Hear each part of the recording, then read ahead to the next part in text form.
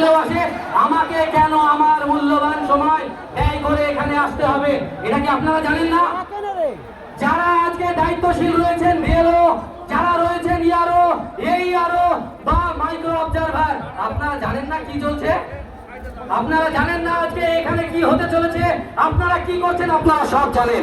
তাহলে আপনারা শিক্ষা কেন অর্জন করেছেন? আপনারা কি আপনাদের মেরুদণ্ড কাউকে বেঁচে দিয়েছেন? উত্তর আজকে আপনাদেরকে দিতে হবে। আপনারা কি মেরুদণ্ড বেঁচে দিয়েছেন? এই দায়িত্ব আপনাদের ছিল। আমরা প্রায়শই শুনছি বিএলও থেকে শুরু করে প্রত্যেকেই বলছে there is no guideline from issued from the ECI. কোনো গাইডলাইন নেই, কোনো গাইডলাইন দেওয়া হয়নি। আপনি কেন, যার গাইডলাইন নাই তার দায়িত্ব আপনি কেন নিলেন?